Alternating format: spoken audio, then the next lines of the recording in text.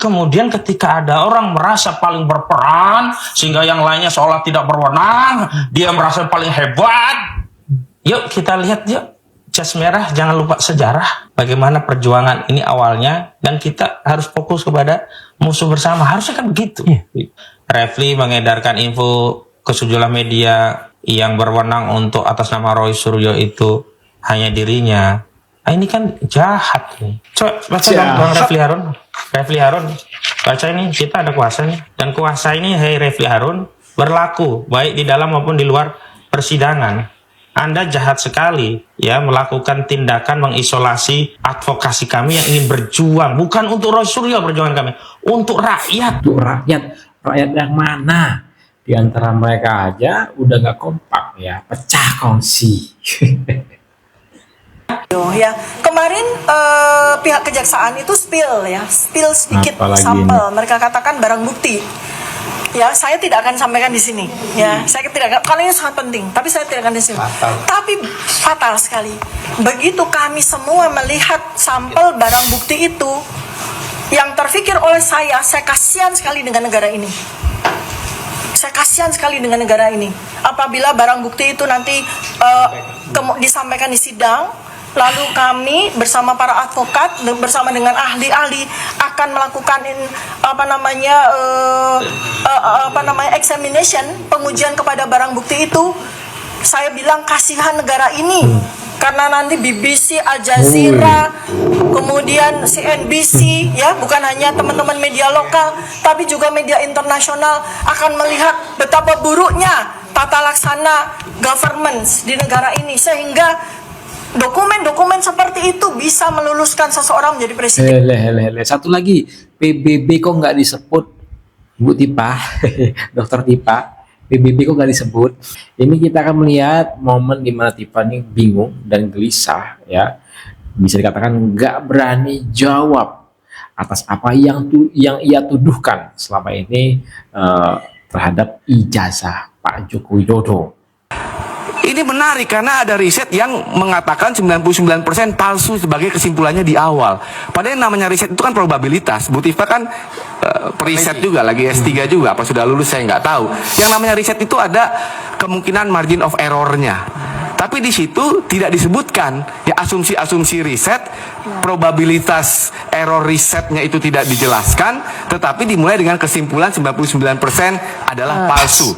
Dan datanya juga foto kan. Nah ya, itu saya penasaran. Izin. Jadi buku Jokowi's White Paper itu ditulis oleh 3 orang. Ya. Yang pertama adalah Mas Roy Suryo, ya, beliau doktor ahli telematika. Nah beliaulah yang mendapatkan kesimpulan ya bahwa berdasarkan dari penelitian telematika beliau, maka beliau mendapatkan kesimpulan bahwa 99,9% ijazah yang beredar di internet yang dijadikan sebagai bahan penelitian beliau itu palsu. Tapi ya. Visi nggak sih mengatakan 99% kebenaran absolut itu dalam riset itu kan? Ya itu tolong nggak pas lah. Kita periset kita tahu itu. Oh iya, kedokteran kami pegang 95% confidence interval. Tetapi mungkin karena saya sendiri bukan ahli telematika kan, jadi kesimpulan 99,9% itu berdasarkan keahlian keilmuan telematikanya Pak Roy Suryo. Iya. Lempar bola panas ke Roy Suryo. Udah mulai ini ya cari kambing hitam nampaknya, saling salah. Tapi artinya riset yang mau dipertahankan di pengadilan itu apa? Riset yang mana? Loh, tiga-tiganya kan sekarang yang satu udah kemana tahu gitu ya. Sekarang tinggal Pak Roy Suryo dengan keahlian telematikanya, ya itu yang akan dipertahankan beliau di telematika. Saya dengan keahlian anatomi morfologi dan facial action coding system, ya, dan berbagai macam neuroscience behavior model yang saya pakai di dalam buku Jokowi's White Paper bagian belakang, ya, itu neuroscience behavior itu yang saya pakai, Pak. Jadi kami itu punya domain ilmu sendiri-sendiri walaupun kemudian kita. Tapi kesimpulannya sama 99% palsu. Enggak dong, saya punya confidence loh. Gini, medicine ya, ini teman adik-adik ada yang fakultas kedokteran enggak? Fakultas kedokteran itu pegangannya itu confidence interval 95%. Kami pegangannya itu. Pernahkah saya bicara? Pernahkah? Coba Bapak lihat. Tahun ini pernahkah Dokter Tifa bicara 99,9%? Tidak pernah. Tetapi domain telematika mungkin. Saya bukan ahli telematika sehingga saya tidak tahu. Tapi kalau domain saya tidak pernah loh. Dokter Tifa tidak pernah mengatakan kami, karena kami punya kami punya postulat sendiri di ilmu kedokteran. Sorry sebentar, artinya Tipa. Mulai lempar batu sembunyi tangan. Sama juga ya kalian itu ya. Sama juga ya. Tipa dengan Roy Suryo itu sama. Ya, kalau udah mulai tersudut, wow, cocok entah kemana-mana. Kita akan nonton video G30S-nya versi Roy Suryo. Bener nggak sih penangkapannya Roy Suryo itu seperti adegan di film G30S? Di kamar tidur, saya langsung ke situ dan mereka tuh sudah masuk. Nggak sopan banget mereka itu. Jadi persislah adegan G30S itu. teriak kenapa? Pemohon tidak. Terus kemudian setelah saudara buka pintu, mereka langsung bergegas masuk ke kamar. Apa tujuan mereka masuk ke kamar yang saudara ketahui? Cari bapak. Cari bapak. Apakah setelah mereka masuk ke kamar itu ada bapak di dalam? Tidak ada. Tidak ada ya. Kemudian tadi juga ada beberapa petugas di luar kamar ya, di pintu kamar. Apakah itu adalah juga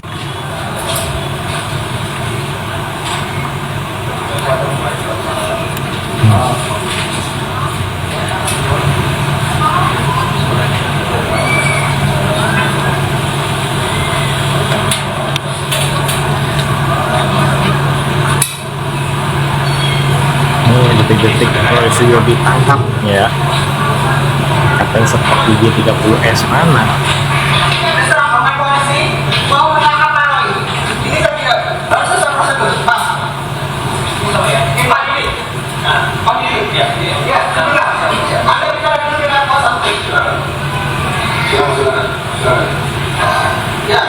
Itu sepertinya istrinya Roy Suryo.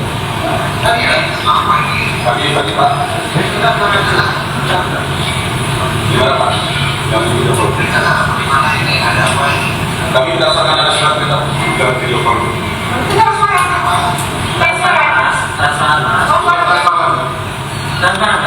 artinya apa? Ya silakan ngobrol aja, nggak apa-apa.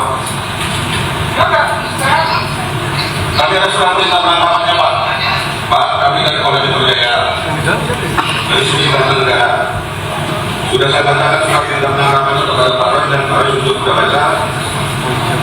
Saat ini sudah kami bawa Pak Roy ke Polda Metro Jaya. Ya.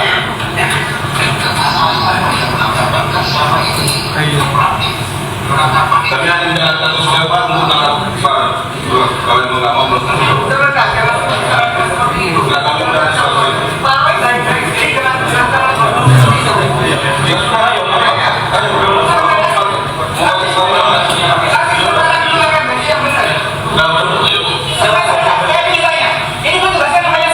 Saya itu Rosani.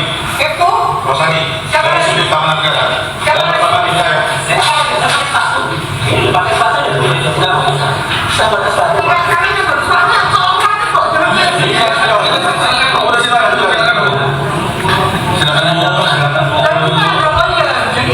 Itu punya kamera, Masnya juga punya kamera, sama-sama kita ini, ya.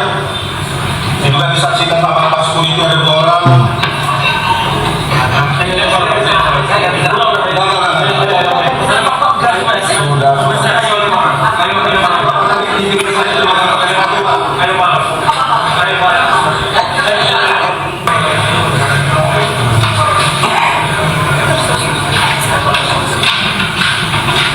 Kok terlambat?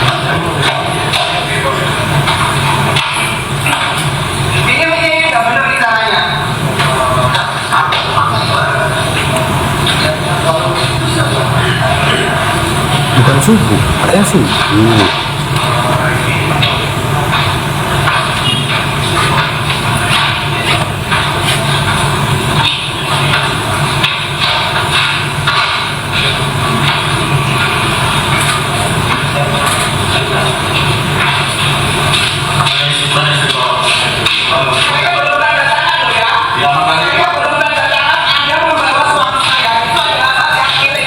Makanya saya bilang ini Ibu mana? Bu, ini kan surat penangkapan untuk Ibu. Terang. Katanya subuh, mana itu? Surat kuasa.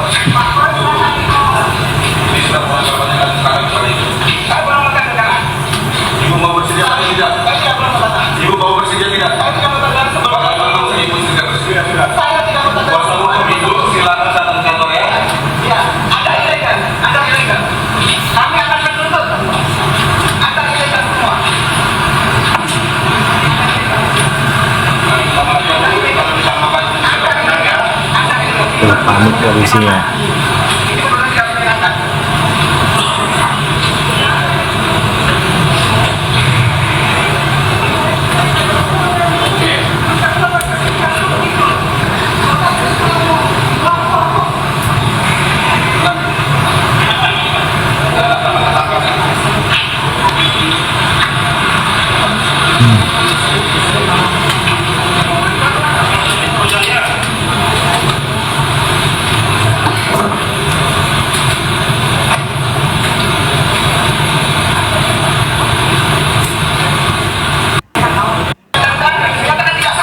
Ya, tapi udah bertemu dengan Bapak Presiden sama dia.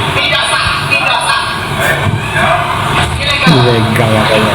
Saya penangkapan ada.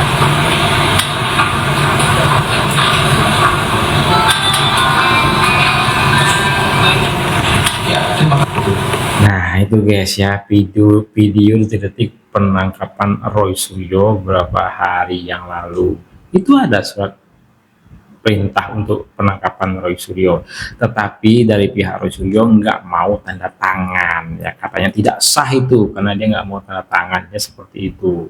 Lah kalau seandainya memang nggak mau tanda tangan, di situ dibuat keterangan mereka ya tidak mau tanda tangan, tapi tetap diangkut juga. Nggak mungkin dong, ya kan? Nggak mau tanda tangan, tetapi nggak jadi ditangkap. Contohnya aja lah pelanggaran di lalu lintas. Pelanggar itu ditilang. Di situ yang ditilang nggak mau tanda tangan. Apakah nggak jadi ditilang? Jadi juga ditilang, tapi dibuat keterangan sama penyidiknya ya di lantas itu.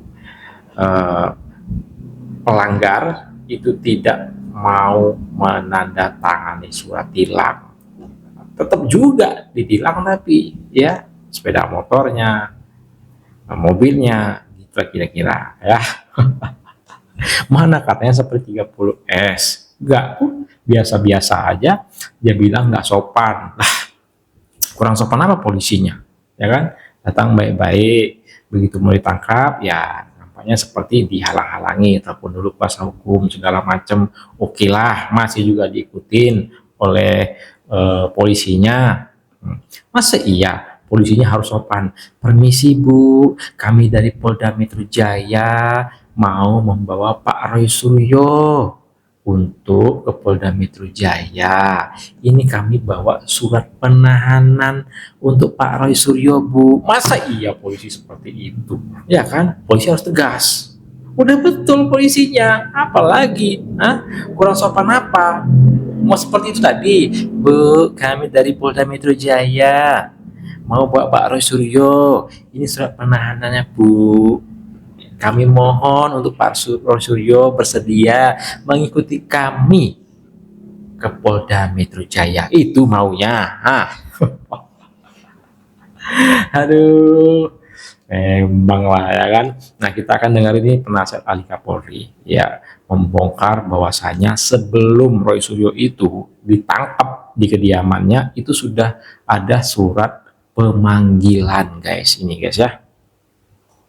Yang baru. Dan Sang Haji boleh sebentar. Saya kemarin cek sama penyidiknya, saya terpaksa buka ini. Dek, kenapa sih kok sampai gitu-gitu? Dulu saya mengira ya Pak, yang penting karena adalah ini penyidik ini sudah 11 bulan ya menyidik itu. Kayak ibarat bikin tesis kan. Tesis itu hampir selesai. Tesis itu akan dinyatakan selesai apabila tesis itu diserahkan kepada penguji. Dalam hal ini ya, penyidik sudah 11 bulan bikin tesis itu sudah selesai nih, tinggal nanti diserahkan pada penguji. Nah kalau nanti diserahkan pada penguji ternyata tesisnya ya nggak ada, kan dia nggak mau ambil risiko dong. Makanya ketika itu akan diajukan hari Senin, hari Jumat dia udah yakin harus sudah ada di tangan ini barang ini. Itu alasannya Bang. Dan kemudian ternyata ya pada Kamis sebelumnya itu pernah dilakukan pemanggilan. Pak Arianto, pemanggilan dari kepada siapa Pak Arianto? Saya tanya Pak. Saya tidak. Bapak jangan bicara pemanggilan. Kami tidak pernah menerima surat Kita berikan pemanggilan. waktu satu-satu ya. Kita akan berikan waktunya Pak Arianto, hargai. Ini Pak Arianto. kata penyidik ya. Alasan itu tadi ya. Pemanggilan tapi tidak datang. Katanya waktu itu berobat ke rumah sakit Gatot. Astagfirullah. Tapi ternyata dia saya hanya bisa demo keluar. di tempat Ini keterangan penyidik, Pak. Kalau nanti Bapak Bisa di-cross-check ya nanti. di silakan proses Pak Haryanto. pada Ya. peradilan Yes, yes. gitu. Kan saya nyatakan kenyataan ini bukan gini ya. Saya penasihat ahli bukan membela polisi. Polisi yang salah enggak sama sekali, cuma demi Tuhan tidak. Saya hanya meluruskan inilah yang dikerjakan oleh polisi ya. Apakah dia itu sesuai dengan hukum apa tidak, itu tugas saya. Kalau polisi salah, saya bilang polisi goblok, salah ngomong goblok. Tapi kalau polisi sudah benar, jangan di-framing bahwa polisi ini sewenang-wenang kemudian melanggar hukum. Makanya dalam hal ini ya, sehubungan dengan ini, berbeda penafsiran ini, jangan diperdebatkan di sini, saling menyalah-nyalahkan, pendapat Anda salah, pendapat saya benar. Nanti dilihat aja di peradilan ini nanti, apa yang terjadi di situ. Nah guys, setelah video kita kali ini silahkan di komentar kalian di kolom komentar ya. Catatannya pecah kongsi. Terus G30S versi Roy Suryo itu nggak terbukti. Apalagi surat pemanggilan sebelum ditangkapin itu juga udah ada, tetapi ya nggak datang juga dengan alasan berobat ya, nggak taunya ikut demo. Itu kata Pak Penasihat Ahli Kapolri ya, dapatnya infonya dari penyidik. Nah itu ya guys. Satu lagi nih, masa iya polisi harus sopan nangkepin? Hah? Seperti kata Rosulio, nggak sopan banget. Aduh, kacau mereka ini. Si Tipa lagi, ya, malah buang bola panas ke Rosulio ketika ditanya soal 99%, ya, 99,99% ijazah Jokowi palsu. Nggak juga berani jawab, dilemparnya ke Rosulio. Apakah ini memang betul pecah kongsi? Assalamualaikum, bye bye.